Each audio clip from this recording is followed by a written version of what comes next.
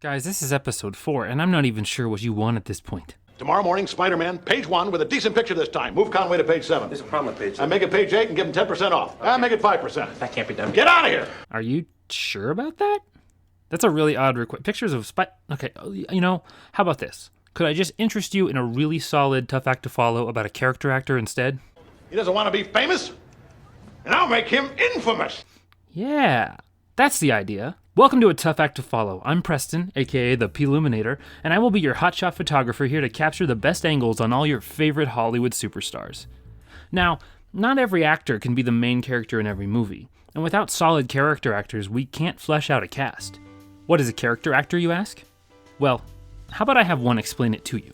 A character actor is just not that good looking. But in more specific terms, character actors play the oddballs, the interesting side characters. Oftentimes, they leap between dozens of roles, none of which are even remotely the same. But they handle each one realistically and in a justified way. And if you haven't figured it out yet, one of the best ones working today is J.K. Simmons.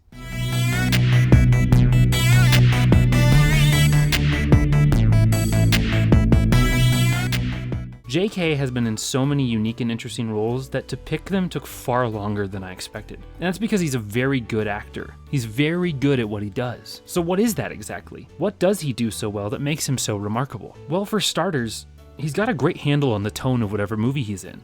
I know that doesn't seem like a big thing, but it can actually make or break a movie, especially for a character actor. If the movie is a grounded, intense thriller and the character is playing a broad comedy style of acting, the movie won't work. But JK can find this balance between a deep, intense, grounded character and a light, quirky comedic one. Even in a movie that's incredibly serious, he knows how to deliver a joke. 7716 to control. Need an ambulance on Laurel Avenue. Suspect in custody. Shot and run over. Repeat. Shot and run over. I gotta fucking quit smoking. And while simply understanding the tone can only get you so far, JK also knows how to jump between those moments of serious and silly in the blink of an eye. And he knows when the moment needs that air of levity and when it needs to actually be taken seriously. And there are dozens of movies that show off this ability, but none quite so well as his work in Juno. I need to know that it's possible that two people can stay happy together forever. Well, it's not easy, that's for sure.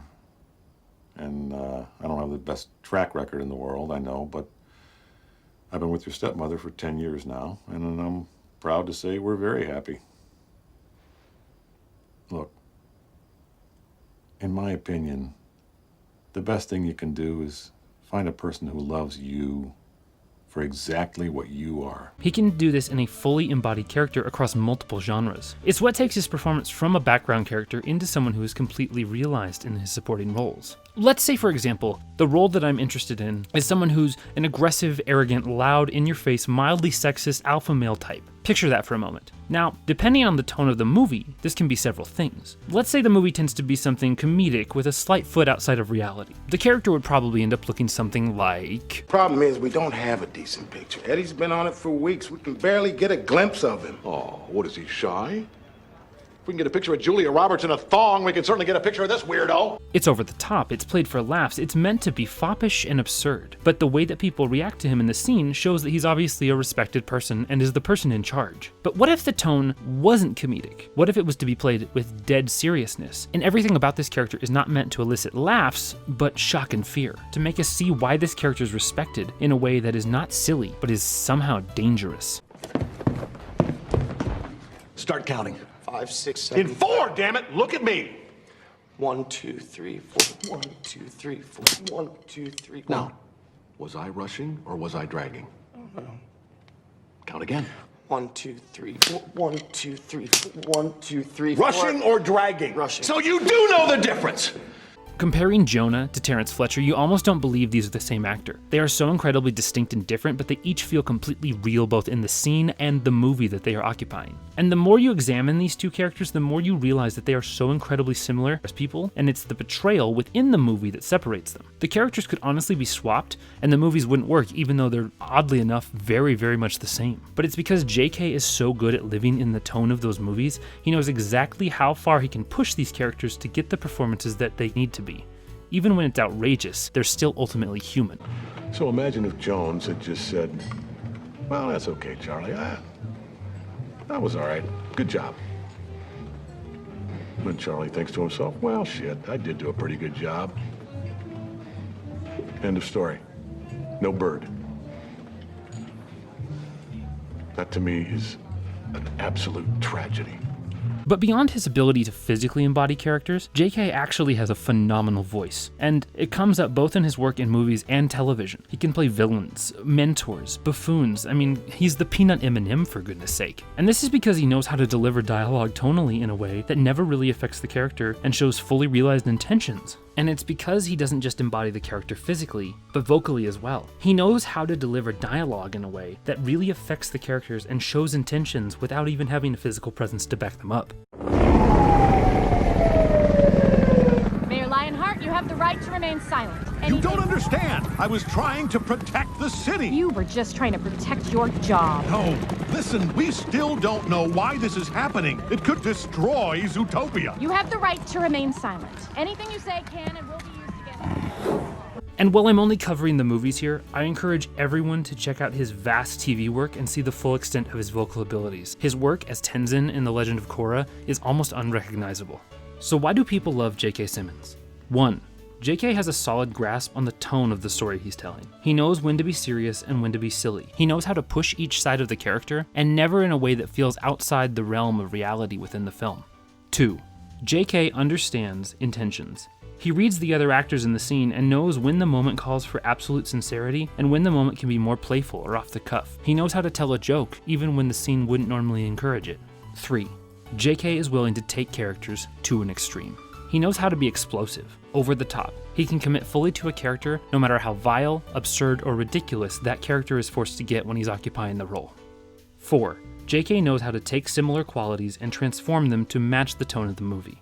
He can work to intimidate, uplift, enlighten, demand, and each time he does so, it feels different, which is impressive because we often forget that they're played by the same actor. 5. J.K. can shift vocally as well as physically. He can create a full character with nothing more than his voice and can ground a scene, tell a joke, convey a moment of anger, all through the shifts in his vocal tone. All with the same transformative ability that he has as a character actor when he's fully present, often disappearing into a role and becoming unrecognizable. So you want to see J.K. Simmons work more fully? Well, I'll tell you that character actors don't often get as much screen time, but when they do, they make the most of it. So here are my 5 essential J.K. Simmons performances. 1. Patriots Day. While he only shows up for a couple of scenes, his work in this biographical movie is fully grounded and genuine, while still providing much of the comic relief the movie needs to keep from being a downer. 2. Juno. J.K.'s nurturing and strong performance in this teen comedy acts as an anchor for many of the other characters in the movie, while still allowing him to have these moments to be the big, memorable, silly character that we like to know him as. 3. Zootopia. While he has the least amount of time in any of the movies on this list, his vocal ability as Mayor Lionheart makes both a sleazy politician and at times an ignorant buffoon come to life, through nothing more than vocal choices that show the full range of his abilities as an actor and allow him to shine even with minimal time to do so. 4. Spider-Man 2. J.K.'s portrayal of J. Jonah Jameson is often hailed as one of the best live-action portrayals of a comic book character in existence. He's willing to look the fool as this bombastic blowhard of a character, while still managing to have fully realized moments and providing some of the best comedy in the movie. 5. Whiplash. J.K. takes each of the traits listed above and dials them up to 11, while staying more real and terrifying than any of his other performances. He pushes the boundaries on what is acceptable for a teacher to do and creates a character that we are both disgusted with but ultimately can understand. And it's not easy to do both of those at the same time. And that is why J.K. Simmons is a tough act to follow. Thank you so much for watching this, everybody. What are some of your favorite J.K. Simmons performances? Tell me why you like them. Was there a movie that I forgot? Who would you like to see me look at in the future? Let me know in the comments below. And if you like this video, go ahead and give it a like. If you do, I'll try to get you those pictures of Spider-Man. I also have a Patreon now, so head on over there to support this channel further.